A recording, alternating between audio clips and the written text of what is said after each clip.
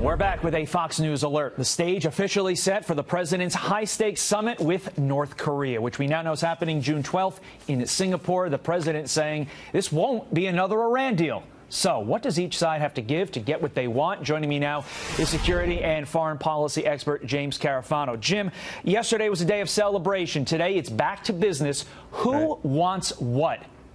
All right, let me get the crystal ball out here. But first of all, you never make a policy on North Korea thinking you know what the North Koreans are doing. So the North Koreans have actually told people privately, we don't know what Kim's going to do. He doesn't consult the formal foreign policy apparatus, and he's going to go in the room and do whatever he wants. He doesn't feel bound to things like his father and his grandfather. So we don't know if that's true, but I think the administration walks in the door expecting everything from a handshake and a smile to let's do a Reykjavik and do a big deal here. So I think they've got to be prepared for all of that. Using your foreign policy experience, though, can you guesstimate what he wants, what North Korea will demand in this negotiation? Well, the interesting thing is, on the one hand, you have the kind of North Korean comments like, well, Kim could walk in there and put everything on the table. But if you actually listen to their rhetoric so far, it's all stuff we've heard before. So, for example, they said, well, we want the U.S. forces to leave the Korean peninsula and we'll give up our nuclear weapons. Well, look, even if that happened at exactly the same time, the problem is you have a conventional forces problem, which is the North Koreans have a much bigger military than the South Koreans do. So that would be an imbalance, and South Korea would never accept that. So that's an issue.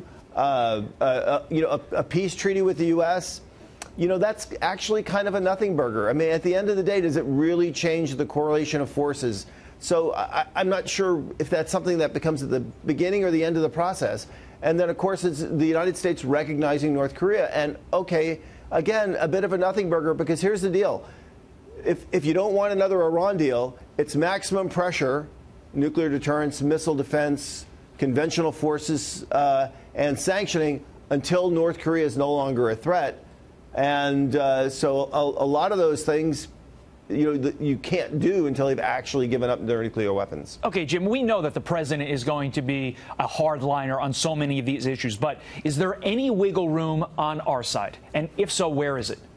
Well, there's always wiggle room, particularly on the things that are soft, diplomatic recognition, let's sign a peace treaty. You can do all those things and not give up any ground. And this is what's really key is where North Korea and Iran are bookends, right? You can't say, I am walking away from the table with Iran because that deal's not tough enough, right? And then turn around and give a sweetheart deal to North Korea. Talk about your credibility just kind of vaporizing in a second.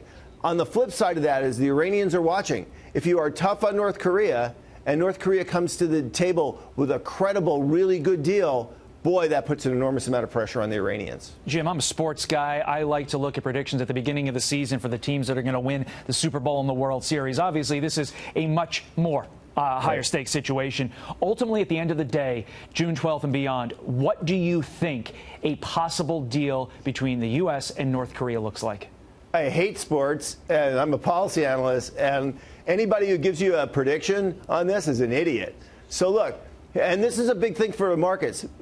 People might expect we could have a Reykjavik moment here. The president could go and those guys could extend and even talk into the second day, and we could hear talk about big things, and they could walk out of the deal and get nothing.